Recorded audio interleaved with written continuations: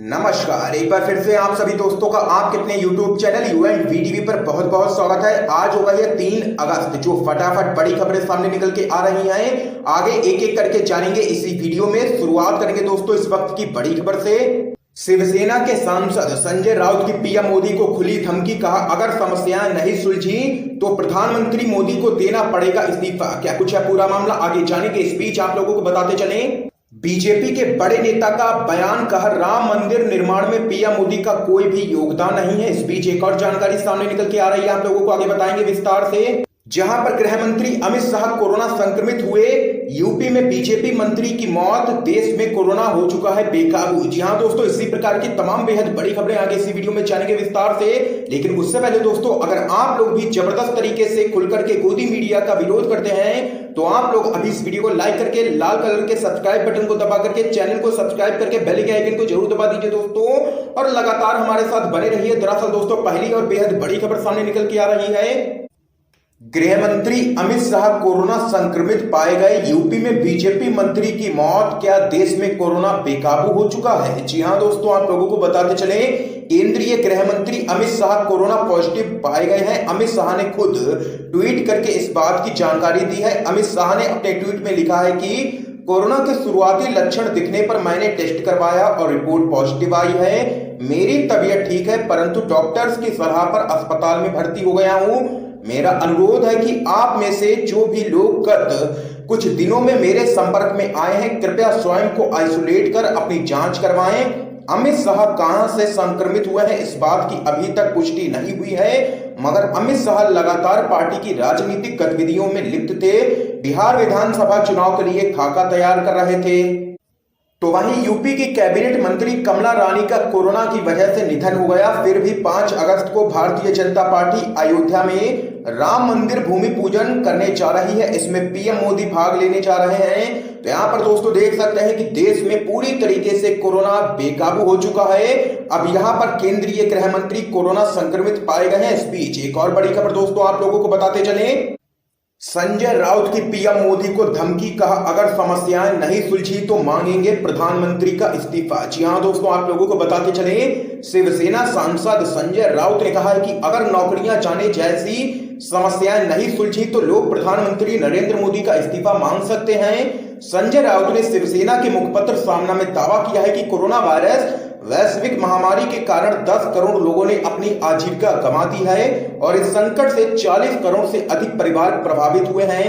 राज्यसभा सदस्य ने कहा है कि मध्यम वर्गीय वेतनभोगी लोगों की नौकरियां चली गई हैं, जबकि व्यापार और उद्योगों को करीब 4 लाख करोड़ रुपए का नुकसान हुआ है। संजय राउत ने आगे कहा है कि लोगों के धैर्य की एक सीमा है, वे केवल उम्मीद और वादों पर जिंदा नहीं रह सकते हैं। प्रधानमंत्री भी इस बात से सहमत होंगे कि भले ही भगवान राम का वनवास खत्म हो गया हो, लेकिन मौजूदा हालात बहुत ही मुश्किल हैं। किसी ने भी अपनी जिंदगी के बारे में पहले कभी इतना असुरक्षित महसूस नहीं किया होगा।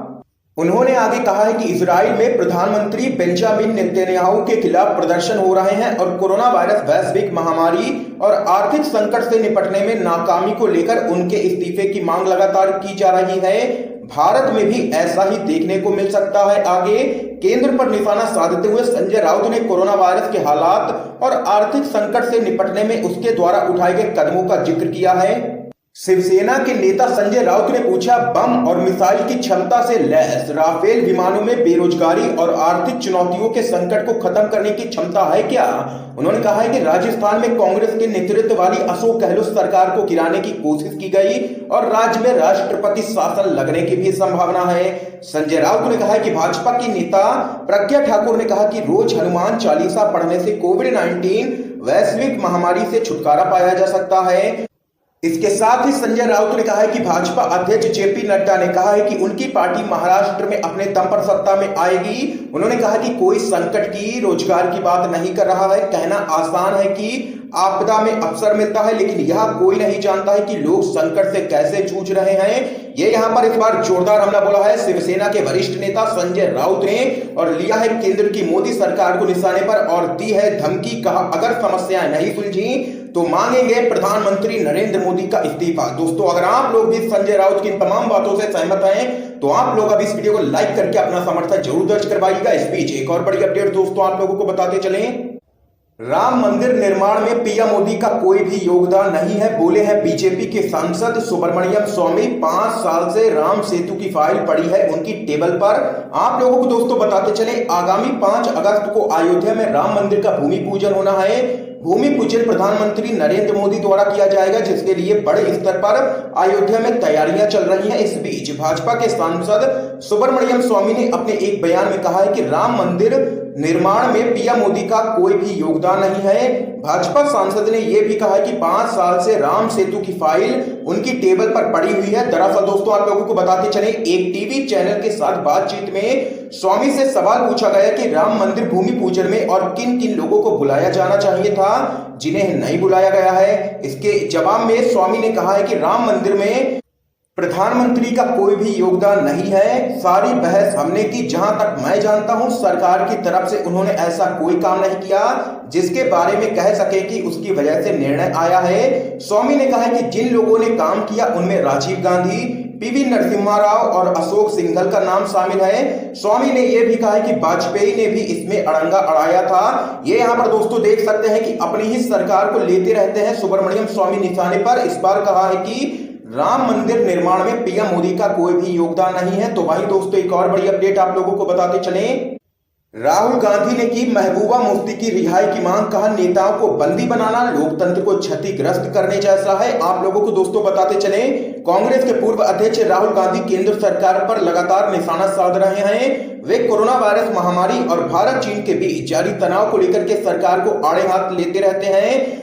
अब इस बार राहुल गांधी ने Jammu Kashmir Peoples Democratic Party की नेता महबूबा मुफ्ती की रिहाई की मांग की है। राहुल गांधी ने यहां पर ट्वीट कर कहा है कि भारत का लोकतंत्र उस समय क्षतिग्रस्त हो गया जब भारत सरकार ने गैर कानूनी रूप से राजनीतिक नेताओं को बंदी बनाया। यह सही समय है जब महबूबा मुफ्ती को रिहा किया जाए। आप लोगों को दोस्तों आगे बताते चले, राहुल गांधी से पहले पूर्व केंद्रीय मंत्री पी चिदम्बरम ने महबूबा मुफ्ती की नजरबंदी बढ़ाने का जबरदस्त तरीके से विरोध किया था। उन्होंने कहा कि सार्वजनिक सुरक्षा अधिनियम यानी कि पीएसए के तहत मुफ्ती की नजरबंदी बढ़ाना कानून का ही उल्लंघन नहीं है बल्कि नागरिकों को मिले संवैधानिक अधिकारों पर भी जोरदार हमला है। उन्होंने पूछा कि 61 साल की पूर्व मुख्यमंत्री सार्वजनिक सुरक्षा के लिए कैसे खतरा हो सकती हैं। तो यहाँ पर दोस्तों देख सकते हैं कि कांग्रेस पार्टी ने मांग तेज कर दी है कि महबूबा मुफ्ती को मिले रिहाई, नेताओं को बंदी बनाना लोकतंत्र को क्षतिग्रस्त करने जैसा है। ये यहाँ पर राहुल गांधी ने बड़ा हमला बोला है केंद्र की मोदी सरकार पर। तो वहीं दोस्तों एक और बड़ी अपडेट आप लोगों को बताते चले, भारतीय क्रिकेट टीम के कप्तान विराट कोहली मुश्किल में घिरे। गिरफ्तारी के लिए हाई कोर्ट में याचिका हुई है दायर। आप लोगों को दोस्तों बताते चले क्या कुछ है पूरा मामला। भारतीय कप्तान विराट कोहली ऑनलाइन गैम्बलिंग को लेकर के बड़े विवाद में फंस गए हैं। मद्रास हाई कोर्ट में भारतीय कप्तान को गिरफ्तार करने के लिए याचिका डाली गई है। उन पर आरोप लगाया गया है कि वह ऑनलाइन गैम्बलिंग को लगातार प्रमोट कर रहे हैं। इस याचिका में कोर्ट से उन ऐप्स को बैन करने की मांग की गई है जहां ऑनलाइन गैम्बलिंग की जाती है। याचिका में तर्क दिया गया है कि इसका युवाओं पर गलत असर हो रहा है। इसमें आगे कहा गया है कि ऑनलाइन गैम्बलिंग की यह ऐप प्रमोशन के लिए क्रिकेटर विराट कोहली और एक्ट्रेस तमन्ना का इस्तेमाल करती है। चेन्नई के ही एक वकील ने हाई कोर्ट में यह याचिका डाली है। वकील के मुताबिक ऐसी चीजों को बढ़ावा देने वाले स्टार्स को गिरफ्तार किया जाना चाहिए। तो यहाँ पर दोस्तों देख सकते हैं कि भारतीय कप्तान विराट कोहली मुश्किल में घिरे। गिरफ्तारी के लिए हाई कोर्ट में याचिका दायर हुई है।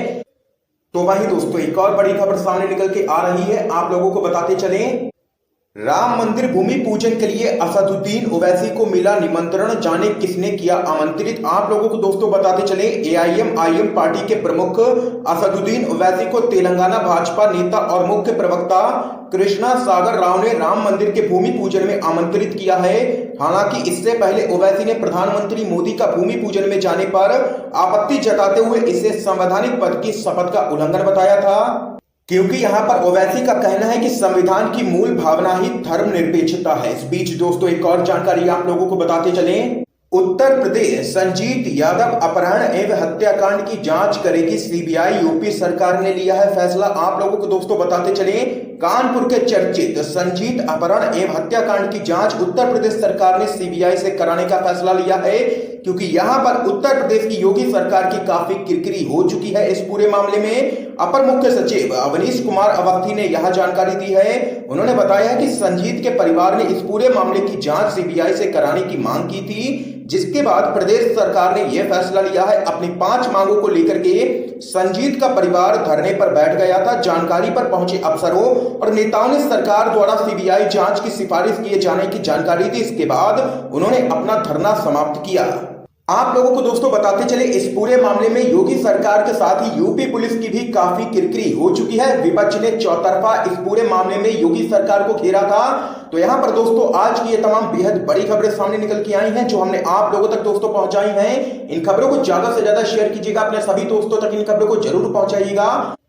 और वीडियो पसंद आया हो तो इस वीडियो को लाइक करके चैनल को फ्री में सब्सक्राइब करके बेल के आइकन को जरूर दबा दीजिए। दोस्तों आप सभी का बहुत बहुत